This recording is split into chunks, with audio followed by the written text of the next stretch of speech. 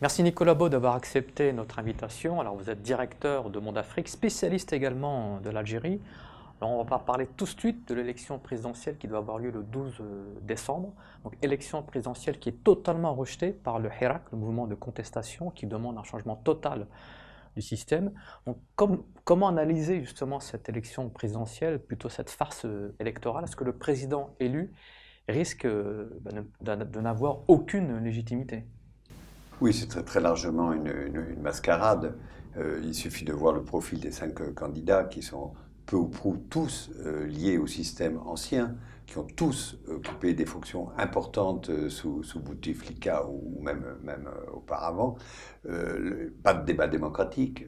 Aujourd'hui, un certain nombre de leaders du Irak, du mouvement populaire, des millions de gens dans les rues d'Algérie tous les vendredis, ces leaders sont souvent en prison. 130 personnalités donc politiques, associatives qui sont aujourd'hui en prison. Il suffit aujourd'hui de brandir un drapeau berbère qui est une revendication identitaire. Tous ceux Kabyles qui réclament une autonomie de la Kabylie ne sont pas tous des séparatistes et ne complotent pas contre l'État algérien. Or, ils écopent de 6 mois de prison. Donc pas de débat démocratique, une intervention très forte des forces sécuritaires dans le débat. Les meetings des candidats sont sécurisés par l'armée. N'importe quelle prise de parole hostile au processus électoral se traduit par une convocation au minimum ou une garde à vue par la gendarmerie ou la police. Et enfin, on voit des généraux-majors importants dans l'entourage de Gaït Salah qui prennent eux-mêmes parti pour tel ou tel candidat. C'est comme si l'élection se jouait au sein de l'état-major, au sein de l'institution militaire.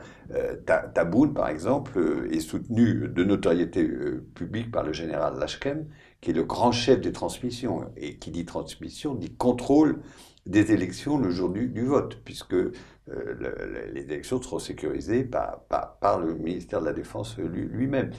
Autre exemple, le général Ouassini, qui est un poste important parce qu'il est à la tête du contre-espionnage. C'est lui qui a remplacé le général Tartag, qui était dans ses fonctions sous Bouteflika, très proche lui aussi de Gaït Salah, mais lui défend un autre candidat. Il défend Azdin Mioubi, l'ancien ministre de la Culture de Bouteflika. Et enfin, d'autres généraux sont eux partisans de Ali Benflis, ancien Premier ministre lui aussi de Bouteflika. Pourquoi? Parce que les deux précédents généraux sont du Sud, alors qu'eux sont de l'Est, comme Ali Benflis. Et donc leur candidat, c'est Benflis. Donc il y a actuellement une vraie lutte clanique, lutte d'influence au sein de l'armée pour soutenir tel ou tel candidat. Donc dans tout ça, effectivement, résultat, c'est que l'élection se joue dans des conditions qui ne sont pas démocratiques.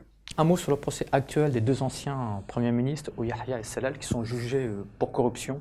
Alors c'est un procès à grand spectacle, il va être filmé par les caméras. Bon, très honnêtement, ces deux anciens premiers ministres de Bouteflika ont joué toutes sortes de jeux, notamment clientélistes, en faveur de leurs amis oligarques ou de leur clientèle, et donc ont truqué des marchés, ont favorisé certains groupes contre d'autres, et donc le procès qu'il aurait fait pour corruption est tout à fait légitime. En revanche, dans ce domaine de cette justice anticorruption, on peut quand même s'interroger sur un certain nombre de choix qui sont faits actuellement par la justice militaire.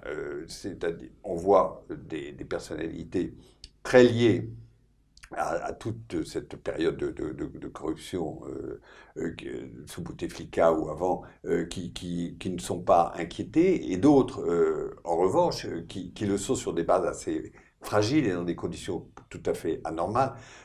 Par exemple, Issa Rebrab, qui a été incontestablement un grand industriel en Algérie, puisque c'est lui qui contribuait principalement à la fois aux exportations depuis l'Algérie également au budget algérien, puisqu'il était le deuxième contributeur du budget derrière la Sonatrach. Eh bien, Rebrab, qui est quand même un homme âgé, qui était un homme malade, était atteint du diabète, aujourd'hui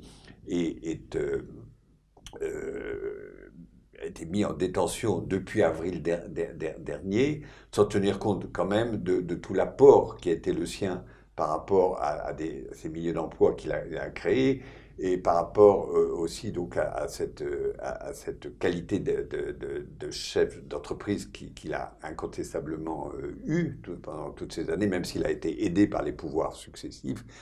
C'est un grand entrepreneur. Et aujourd'hui, il est en prison sans jugement, simplement pour infraction douanière. Alors, si on doit emprisonner tous ceux qui en Algérie ont commis des infractions douanières, c'est la moitié du pays qui doit se retrouver sous les barreaux. Donc, on a quelquefois du mal à comprendre les choix qui peuvent être faits par l'institution militaire. Alors, une question sur la rencontre qui a eu lieu la semaine dernière à Washington entre le général-major algérien Mohamed Bachar et le sous-secrétaire d'État adjoint au Pentagone, qui est M. James Anderson. Quel était le but de cette rencontre? L'Algérie cherche à s'assurer du soutien américain. Oui, l'Algérie, le pouvoir militaire algérien actuel soigne ses relations internationales, et notamment avec les Américains, mais aussi avec la Russie, avec qui les relations sont bonnes, avec les pays du Golfe, le Qatar qui était hostile au départ à l'état-major. Et aujourd'hui, on voit bien les émissions d'Al Jazeera, on regarde ce qui se passe en Algérie avec une certaine bienveillance. Alors les Américains, évidemment, c'était absolument décisif pour Gaïd Salah et les siens d'avoir la caution américaine. Donc le chef d'état-major vient d'envoyer un de ses proches là-bas pour effectivement tenir les Américains au courant du processus électoral. Mais de fait, il faut se souvenir que dès janvier dernier, alors que Bouteflika était encore au pouvoir, le département d'État a établi sa position sur la situation algérienne par un communiqué, à savoir les Algériens ont le droit de manifester. Il est essentiel que un débat démocratique s'installe en Algérie. C'était un moment où la France se gardait bien d'intervenir parce qu'elle a soutenu le régime précédent jusqu'au bout. Les Américains ont tracé la ligne jaune. Pas d'effusion de sang, pas de répression aveugle du Irak. Et aujourd'hui, on peut dire que Gaïd Salah a respecté le deal qu'il a eu avec les Américains, puisque il faut reconnaître que de façon quand même particulièrement exemplaire, les forces sécuritaires, même si elles ont interpellé, arrêté un certain nombre de dirigeants du Irak, ils n'ont pas franchi véritablement cette ligne jaune de l'effusion de sang, de la répression sauvage. Et aujourd'hui, l'institution militaire sait qu'il lui faut absolument préserver cette paix sociale si elle veut avoir la caution de ses partenaires étrangers, notamment les Américains. Alors vous parlez justement de la France. Alors quelle est la position de la France sur ces élections présidentielles qui auront donc lieu le 12 décembre? Alors c'est la France, qui avait quand même des relations très privilégiées avec l'entourage de Bouteflika, aujourd'hui est extrêmement prudente. C'est une espèce d'attentisme, avec une grande difficulté d'ailleurs de la part des autorités françaises pour expertiser la réalité aujourd'hui de la situation algérienne, notamment au sein de l'armée. Donc la France pour l'instant, se garde bien d'intervenir, en tout cas publiquement, sachant à quel point l'opinion algérienne est hostile à toute ingérence extérieure. On l'a vu récemment avec la motion européenne initiée par Raphaël Glucksmann, qui a été très mal ressentie en Algérie. Y compris au sein du Irak, parce que les Algériens aiment bien traiter leurs affaires eux-mêmes. Et donc ce nationalisme ombrageux qui est le propre de l'Algérie, les autorités françaises le connaissent. Bon, l'obsession française, c'est le risque de boat people venus d'Algérie. Ça a toujours été la véritable boussole des gouvernements français successifs par rapport à l'Algérie. Il faut éviter à tout prix que ce pays s'embrase, que ce pays bascule dans une situation anarchique où, évidemment, des milliers d'Algériens qui n'attendent que ce moment pour immigrer, arriveraient en masse en France. C'est la crainte des autorités françaises qui aujourd'hui, au fond, même si Gaïd Salah n'était certainement pas leur tasse de thé, parce que Gaïd Salah n'a pas de grande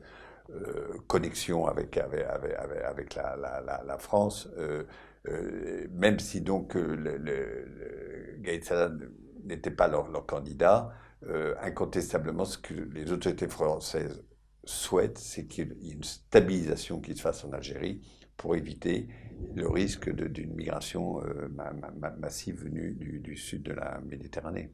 Merci à vous, Nicolas Beau. Merci beaucoup.